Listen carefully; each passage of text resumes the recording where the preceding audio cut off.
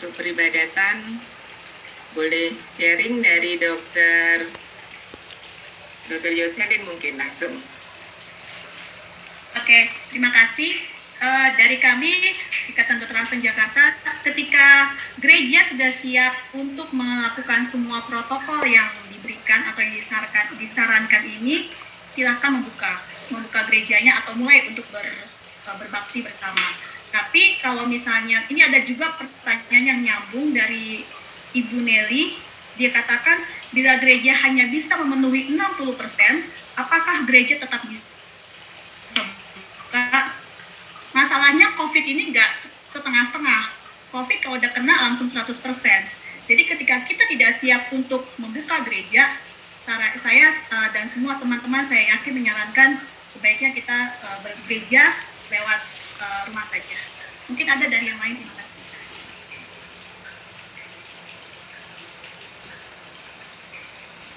Mungkin tambahan ya, kalau untuk pembukaan rumah ibadah menurut keputusan Gubernur DKI Jakarta itu harus memenuhi kriteria yang disebutkan seperti 50%, PHBS dan sebagainya, dan harus dilakukan dengan surat kesanggupan.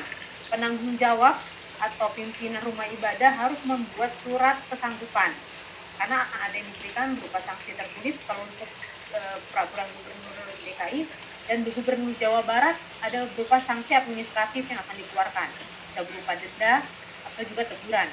Jadi kalau dibilang 60% itu masih belum bisa compliant, tidak bisa memenuhi. Jadi memang diharapkan 100% karena memang akhirnya adalah permasalahan permit atau izin untuk melakukan pelaksanaan ibadah di rumah-rumah ibadah. Jadi jangan coba-coba untuk coba setengah-setengah karena ada sanksi yang akan diberikan dari aparat setempat. Makanya untuk membuka rumah ibadah tadi disebutkan sebelumnya harus meminta izin dari aparat setempat, baik dari kecamatan, gugus sampai nanti levelnya sampai ke provinsi. Jadi dihimbau kepada pemimpin rumah ibadah atau pimpinan gereja-gereja bisa untuk diantisipasi hal tersebut. Ya, terima kasih. Ini adalah secara virtual dari melalui aplikasi Zoom dari Ikatan Dokter Advent Jakarta (IDAI) mengenai new normal dalam beribadah, yaitu bagaimana persiapan jemaat, persiapan gereja, kedatangan di gereja dan kebaktian di gereja sehubungan akan dimulainya Gereja Mahasiswa Advent hari ke-7 dibuka untuk jemaat. Ya, boleh Dr. Gopal. Jadi kita mungkin kalau kami dari tenaga medis, kita berusaha untuk jangan sampai ada terbentuk klaster terbaru pada saat kita membuka gereja. Itu yang kita harapkan, karena kalau kita tahu sudah ada klaster terbaru, maka akan ada protap lanjutannya, yaitu men-trace atau melihat siapa-siapa orang yang sudah kontak dengan klaster terbaru itu, dan itu akan lebih sulit mencari atau menjangkau orang-orang yang telah kontak dengan pasien yang terduga atau positif dengan COVID-19. Ya, terima kasih. Jadi ini tadi pertanyaan untuk pembukaan gereja sudah terjawab, mudah-mudahan ya. Kemudian ada pertanyaan dari Iren. Dalam pemberian persembahan, apakah persembahan diberikan saat masuk atau pada saat waktu persembahan itu dijalankan? Silakan para Ikatan Dokter Advent Jakarta menjelaskan ketika gereja dibuka, pertama antara lain yang hal penting tidak boleh bernyanyi dalam gereja, tidak ada perjamuan kudus, bahkan mengisi formulir ya, ada beberapa pertanyaan-pertanyaan kepada jemaat sebelum mengikuti kebaktian. Tapi mungkin ada saran yang lain. Boleh saya tambahkan sedikit? Ya, jadi kita menghindari menggunakan kantong persembahan yang akan berpindah dari satu tangan ke tangan yang lain. Itu sama aja dengan kita bersalaman sebetulnya kan.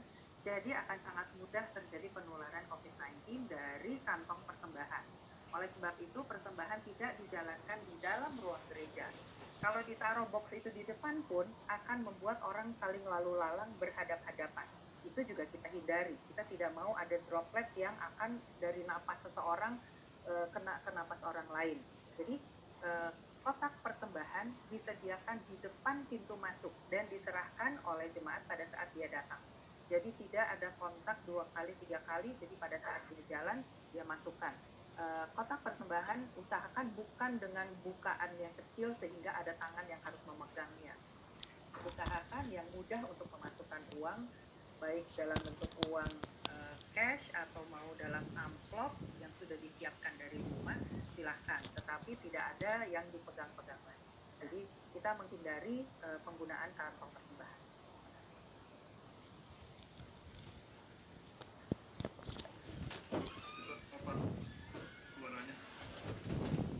Baik, terima kasih. Ini ada pertanyaan lagi dari Marsal Talu Padang.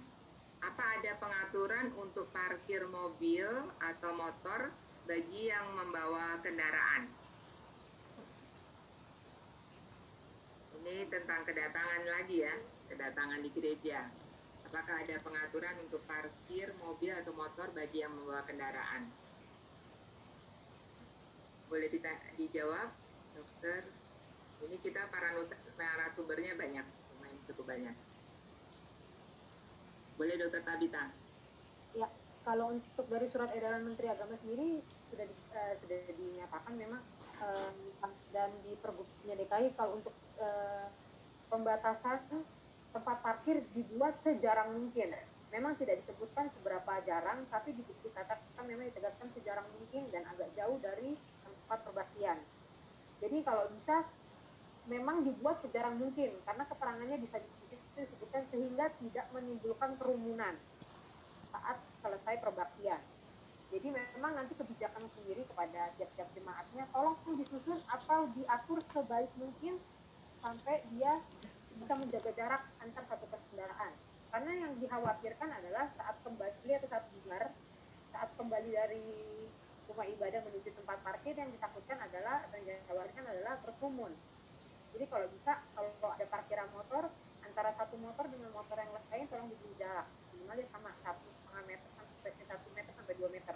Kalau untuk mobil, karena mobil sendiri jaraknya sudah agak lebih panjang, mungkin masih bisa lebih mudah untuk diatur. Memang yang agak sulit ini motor. Jadi kembali lagi kepada pimpinan atau pengurus rumah ibadahnya, pengurus gereja, tolong dipersiapkan. Makanya dari awal kita sebutkan untuk membuka rumah ibadah ini butuh persiapan yang matang. Tidak hanya langsung membuka, hanya sekedar mementingkan peraturan acara peribadatannya, tapi sampai nanti pulang ke rumah, sampai pengaturan parkirnya pun dan tata cara keluar masuk pun itu juga harus menjadi persiapan kepada para ketua jemaat dan pimpinan-pimpinan gereja. Itu yang bisa saya tambahkan. Baik, terima kasih Dr. Tabita Siburian. Baik, saya lanjut lagi karena sudah banyak pertanyaan dari Jun Muntu. Mau tanya dokter, untuk pasien yang pernah positif apakah boleh ke gereja? Boleh Dr. Edwin Jim? Ada Dr. Edwin Jim, internis kita ada banyak, beberapa di sini. Atau Dr. Martin, Dr. Edwin Simatupang.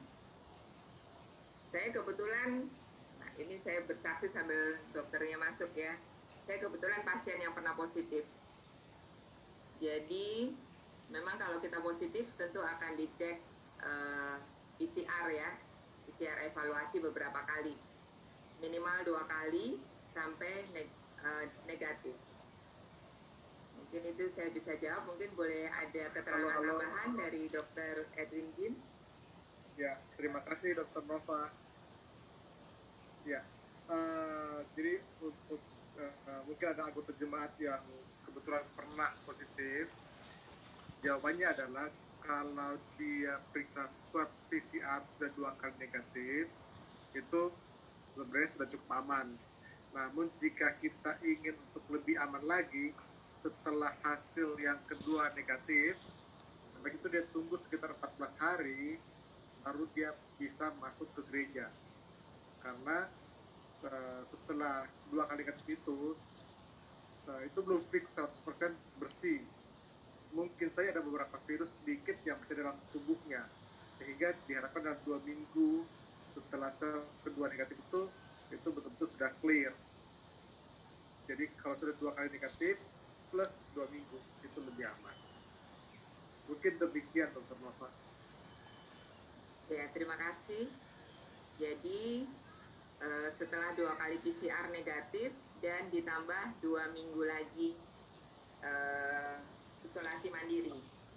Itu jawabannya ya bagi pasien yang pernah positif untuk bisa ke gereja. Baik, selanjutnya dari Guntur Siboro, kalau untuk acara baptisan bagaimana? Nah, ini ada mungkin sudah banyak jiwa-jiwa yang siap untuk dibaptis. Bagaimana cara baptisan yang benar di masa new normal ini? Dr. Edwin Jim boleh jawab lagi? Atau Dr. Edwin Simatupang? Ya, Dr. Edwin Jim boleh? Ya, untuk baptisan, mungkin karena baptisan itu biasanya jaraknya kan akan sangat dekat ya. Kurang dari 1 meter ya biasanya kan ya. Itu juga jadi dilema ya bagaimana ya. Mungkin ada teman sejak narasumber yang lain bisa ada asupan. Dr. Edwin Simatupang. Ada masukan dari Dr. Edwin Simatupang. Ini soal baptisan masih dibahas. Boleh atau tidak baptisan di gereja pada saat pandemi COVID-19?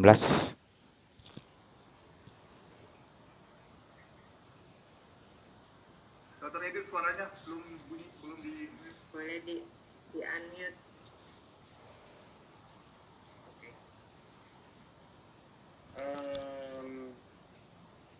Kalau ya ini ya tahu ya, mungkin bukan karena mungkin belum ada yang punya pengalaman gitu. Tapi menurut saya sih mungkin salah satu yang terbaik adalah kemungkinan pendetanya yang memakai masker untuk yang akan membaptiskan, sehingga kontak pada saat pendeta akan mendoakan mungkin untuk mengurangi dropletnya. Itu mungkin menurut saya yang terbaik. Sama seperti ada juga pertanyaan bagaimana kalau dengan menikahkan. Kalau yang dari Departemen Agama mengatakan kan kalau yang bagi Muslim boleh akad tapi tidak boleh berpesta, ya.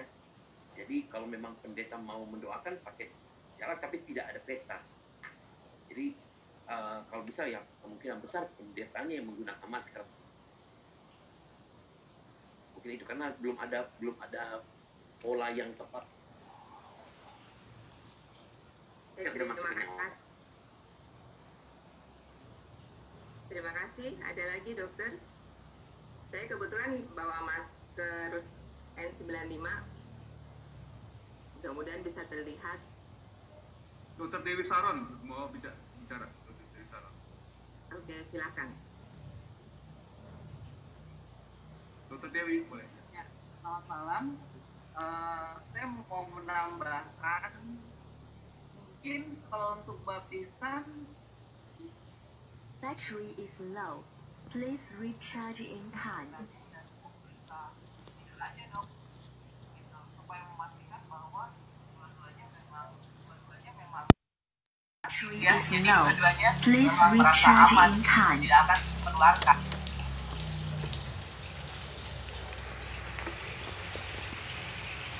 Ada suaranya kan?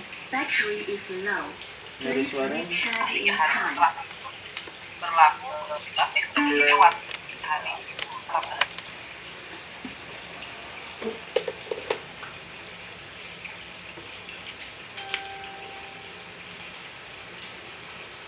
The Bluetooth to aux input modem.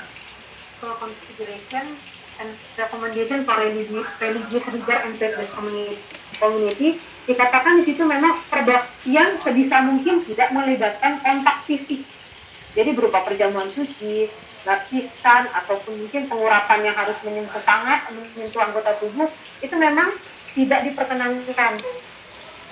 WHO menyarankan tidak ada kontak fisik bagi para pemimpin agamanya.